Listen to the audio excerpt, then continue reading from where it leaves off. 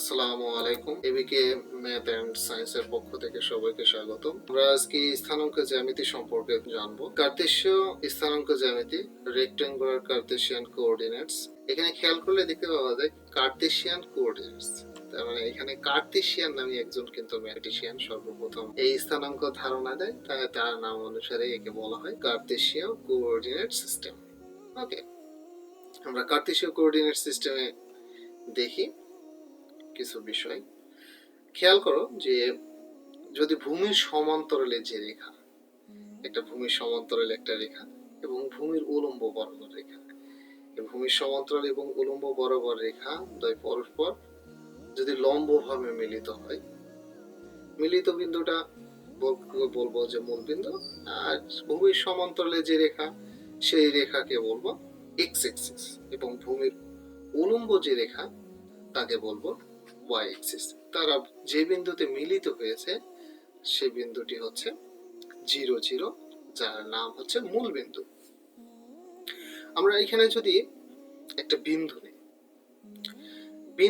ওই বিন্দুতে পৌঁছাতে হলে আমাদের কি করতে হবে? মূল বিন্দু থেকে কোন দিকে অগ্রসর হতে হবে? ফার্স্টে আমাদের এখানে দিক নির্দেশ করছে হলো এক্স এক্সিস এবং ওয়াই এক্সিস, তার মানে এক্স অক্ষ এবং ওয়াই অক্ষ দিক নির্দেশনা করছে। এখন এক্স অক্ষ ওয়াই অক্ষকে ইন্ডিকেট করে কোন উপায়ে আমরা এই বিন্দুতে পৌঁছাতে পারি?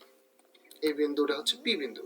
পি বিন্দুর স্থানাঙ্ক যদি এক্স এবং ওয়াই, এখানে খেয়াল করো এই যে পি বিন্দুর স্থানাঙ্ক, এইটা কিন্তু এক্স এবং ওয়াই কে নির্দেশ করছে। তাহলে পি বিন্দুতে পৌঁছাতে হলে দেখো কি করতে হচ্ছে।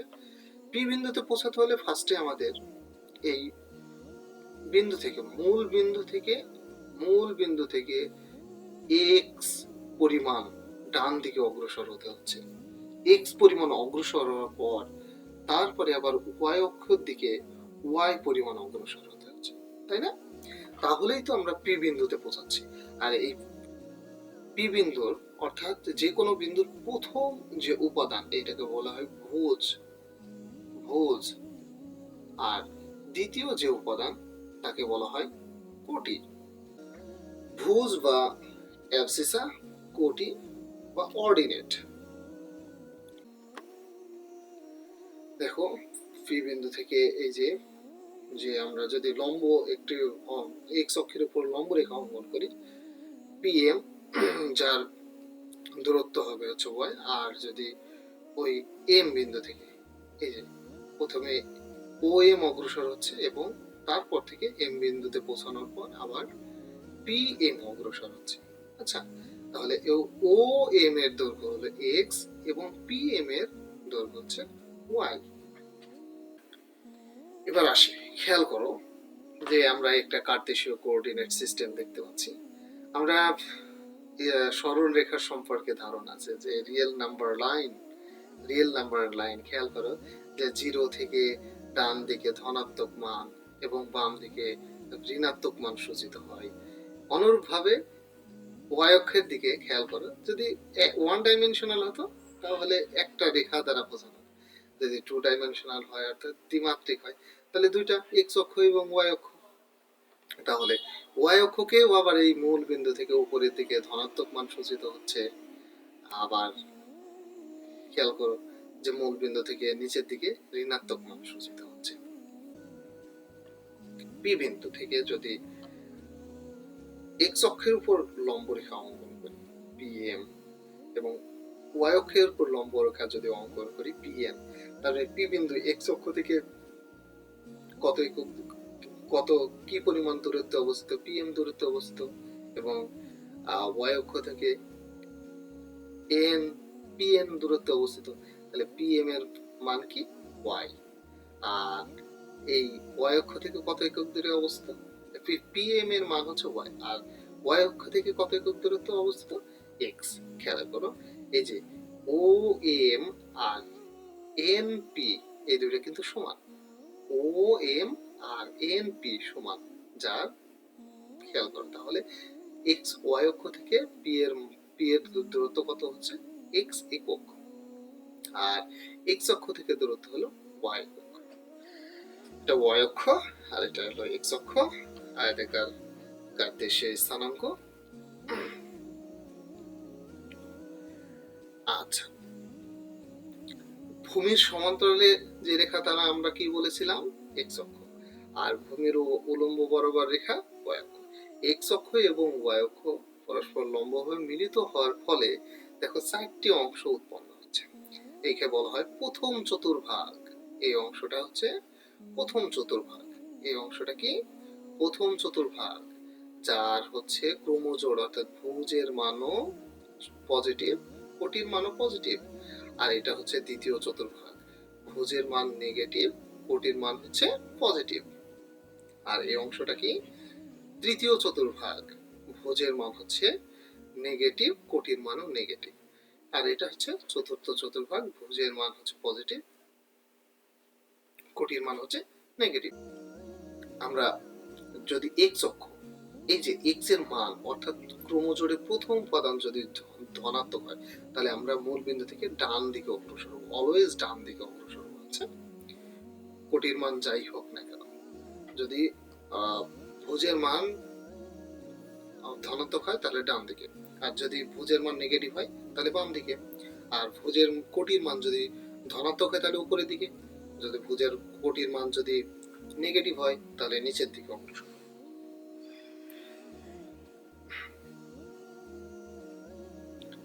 এখানে কয়েকটা বিন্দু খেয়াল করি। আমরা এখানে দেখতে পাচ্ছি এ বি সি ডি এবং এই যে এই দুইটা বিন্দু, এ ডি, এ বিন্দুতে যদি পৌঁছায় বা ডি প্রথম বিন্দু দেখি, এখানে ডি বিন্দু দেখি, প্রথম বিন্দু বিবেচনা করি, ডি বিন্দুতে যদি পৌঁছাতে চাই তাহলে কি করতে হবে? ডি বিন্দুর স্থানাঙ্ক হচ্ছে, এখানে খেয়াল করো যে ডি বিন্দুর স্থানাঙ্ক 8, ভুজ হচ্ছে 8 আর কোটি হচ্ছে 7। তাহলে 8 এর জন্য 8 পজিটিভ, তাহলে কোন দিকে দেখতে হবে? ভুজ পজিটিভ হলে ডান দিকে। ডান দিকে কত ঘর যাব? 8 ঘর যাব। মূল বিন্দু থেকে ডান দিকে কত ঘর? 8 ঘর অগ্রসর হচ্ছে। সেখান থেকে এখন কোটির মান কত? কোটির মান হচ্ছে 7। কোটির মান 7 হলে এখন ওটা পজিটিভ, তাহলে উপরের দিকে অগ্রসর হতে হবে কত ঘর? 7 ঘর অগ্রসর হওয়ার ফলেই আমরা ডি বিন্দুতে পৌঁছাতে পারছি। তাহলে যদি ভুজের মান এবং কোটির মান ধনাত্মক হয় তাহলে কোন চতুর্ভাগে অবস্থিত? প্রথম চতুর্ভাগে অবস্থিত। আবার খেয়াল করো, এইখানে এ বিন্দুর স্থানাঙ্ক হচ্ছে -10 7। এই -10 7, এখন তাহলে এই এ বিন্দুতে পৌঁছাতে হলে আমাদের কি করতে হবে? এ বিন্দুতে যেতে হলে আমাদের যেতে হবে প্রথমে মূল বিন্দু থেকে, যেহেতু ভুজের মান হচ্ছে নেগেটিভ তাহলে বাম দিকে, বাম দিকে যেতে হবে। বাম দিকে কত ঘর যেতে হবে? -10, তার মানে 10 ঘর যেতে হবে। বাম দিকে 10 ঘর অগ্রসর হওয়ার পর তারপরে দেখো কোটির মান যেহেতু 7, তাহলে ধনাত্মক উপরের দিকে অগ্রসর হবে, 7 ঘর উপরের দিকে অগ্রসর হলেই আমরা এই বিন্দুতে পৌঁছাতে পারছি।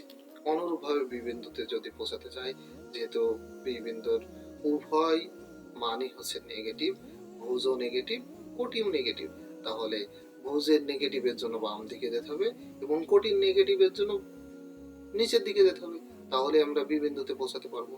এবং সি বিন্দু খেয়াল করো, ভুজ পজিটিভ, কোটি নেগেটিভ, তাহলে ভুজ পজিটিভ 8 ঘর ডান দিকে অগ্রসর হচ্ছে, কোটি নেগেটিভ -5, তার জন্য 5 ঘর নিচের দিকে অগ্রসর হচ্ছে।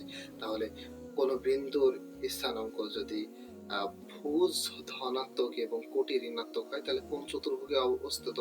চতুর্থ চতুর্ভাগে অবস্থিত। ওকে, আর যদি উভয়ই ঋণাত্মক হয়, ভুজও ঋণাত্মক, কোটিও ঋণাত্মক, তাহলে তৃতীয় চতুর্ভাগ অর্থাৎ থার্ড কোয়াড্রেন্টে অবস্থিত। ওকে, তাহলে বিন্দু গুলোর অবস্থান জেনে কোন চতুর্ভাগে অবস্থিত তাহলে তা আমরা নির্ণয় করতে পারবো। এখন আরেকটা বিন্দু খেয়াল করে, 8 0।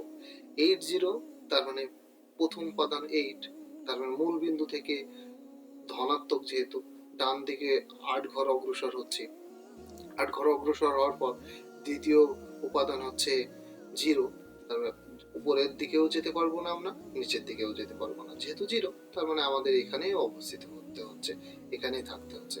তাহলে এই যে 8 0 বিন্দুটি দেখো এক্স অক্ষের উপর অবস্থিত না, তাহলে কোটির মান যদি 0 হয় তাহলে সেই বিন্দু অবশ্যই এক্স অক্ষের উপর অবস্থিত হবে।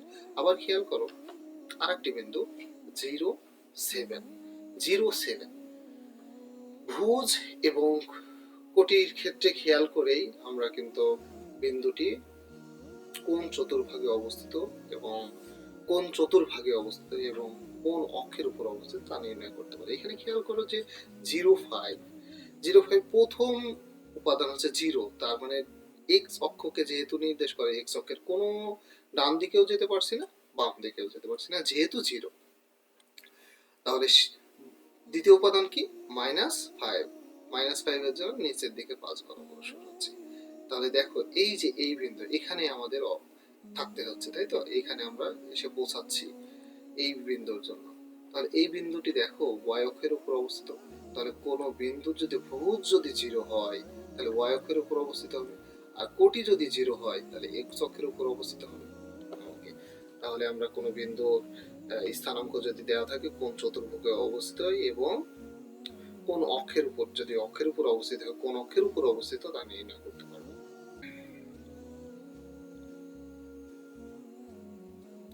এবার ভিতরে দুইটা বিন্দু নেব আমরা। একটা বিন্দু হলো পি, যার স্থানাঙ্ক হচ্ছে x1 y1, আর একটা বিন্দু হলো কিউ, যার স্থানাঙ্ক হয় x2 y2। এবং পি বিন্দু থেকে x অক্ষের উপর লম্ব রেখা অঙ্কন করলাম, যা হচ্ছে পিএম। আর এই পিএম খেয়াল করো যে ও এম হচ্ছে x1 আর পিএম হচ্ছে y1।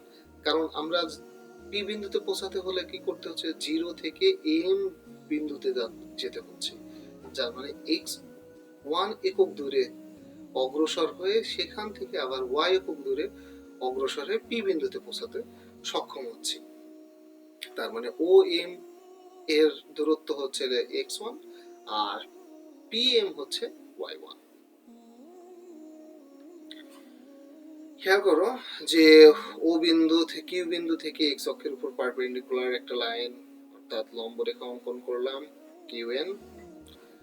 এই কিউএন এ পৌঁছাতে হলে আমাদের কি করতে হচ্ছে?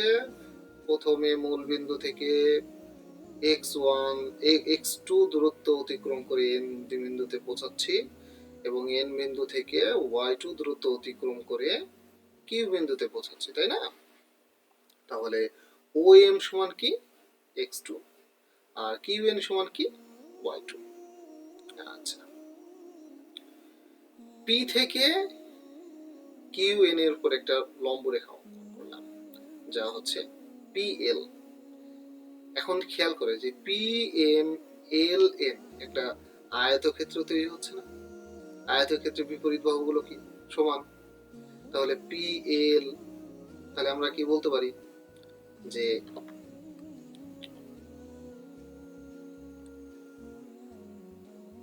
এইখানে আয়তক্ষেত্রের ক্ষেত্রে PL আর হচ্ছে MN সমান। আবার যেহেতু এটাও বিপরীত বাহু, তাহলে PM সমান কি বলতে পারি? LN। ওকে, এবার খেয়াল করো যে আমাদের মেইন বিষয়টা কি? মেইন বিষয় হচ্ছে পি কিউ এর দূরত্ব নির্ণয় করতে হবে, তাই তো? পি কিউ এর দূরত্ব নির্ণয় করতে হবে আমাদের। পি কিউ এর দূরত্ব নির্ণয় করতে হলে এখানে খেয়াল করো যে আমরা এই যে PL এর ডিসটেন্স আমরা ফাইন্ড আউট করতে হচ্ছে, PL এর দূরত্ব অর্থাৎ PL এর মান নির্ণয় করতে হচ্ছে। খেয়াল করো যে আমরা যদি ও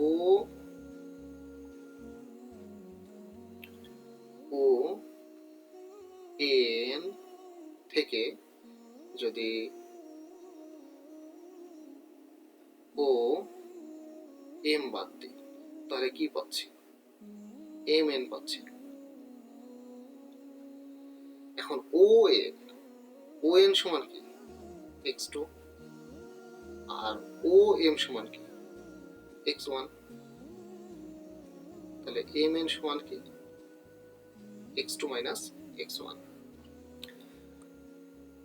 এখানে আরেকটু দেখো যে যেহেতু আমরা এখানে PL সমান MN নিয়েছি, তাহলে এই PL সমান কি বলতে পারি? PL সমান হচ্ছে x2 মাইনাস x1। ওকে, আবার খেয়াল করো যে এই QL নির্ণয় করবো। কি নির্ণয় করব? Q L. কিউ এল এর ক্ষেত্রে কিউ এল যদি নির্ণয় করতে হয় তাহলে কিউ এন থেকে দেখো এল এন যদি আমরা বাদ দিই, কিউ এন থেকে যদি এল এন বাদ দিই, তাহলেই তো আমরা কিউ এন পাচ্ছি। এখন কিউ এন সমান জানি হচ্ছে y2, আর এল এন, এই যে এল এন সমান পিএম, এল এন সমান কি? পিএম। তাহলে পিএম সমান কি? পিএম সমান y1 y2 মাইনাস y1। ওকে,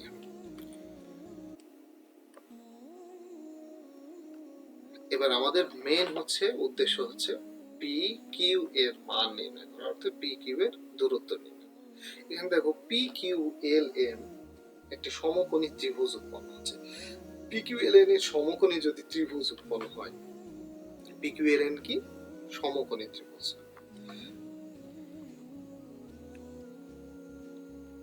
পি কিউ এল এই একটি ত্রিভুজ, একটি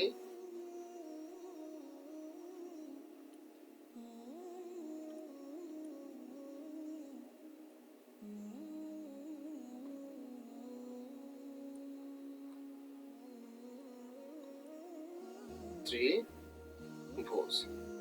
আচ্ছা, তাহলে সমকোণী ত্রিভুজ যদি হয়, তাহলে পিথাগোরাসের উপপাদ্য অনুসারে আমরা কি জানি? যে অতিভুজের উপর বর্গ অপর দুই বাহুর উপর বর্গের সমষ্টির সমান, তাই তো? তাহলে পি, এখানে পি কিউ হচ্ছে অতিভুজ, এর উপর বর্গ, অপর দুই বাহু কি আছে? পি এল, এর উপর বর্গ, আরেকটি বাহু কি? Q L. পি এল এবং কিউ এল, এই যে অতিভুজের উপর বর্গ অপর দুই বাহুর উপর বর্গের সমষ্টির সমান। এখানে দেখো আমরা কি নির্ণয় করেছিলাম? যে পি এল সমান x2 minus x1, x2 minus x1, আর কিউ এল সমান কি নির্ণয় করেছিলাম? y2 minus y1 whole square. এবার উভয় পক্ষ যদি আমরা বর্গমূল যদি নিই, তাহলে আমরা কি পাবো? উভয় পাশে বর্গমূল নিলে root over x2 minus x1 হয়ে যাচ্ছে whole square plus y2 minus y1 whole square. P Q সমান কি পাচ্ছি? x2 minus x1 whole square plus y2 minus y1 whole square. আচ্ছা, তাহলে পি কিউ অর্থাৎ দুইটা বিন্দুর মধ্যবর্তী দূরত্ব হচ্ছে কোটিদ্বয়ের অন্তরের বর্গ ভুজদ্বয়ের অন্তরের বর্গের সমষ্টি বর্গমূল। ভুজদ্বয়ের অন্তরের বর্গ কোটিদ্বয়ের অন্তরের বর্গের সমষ্টির বর্গমূল।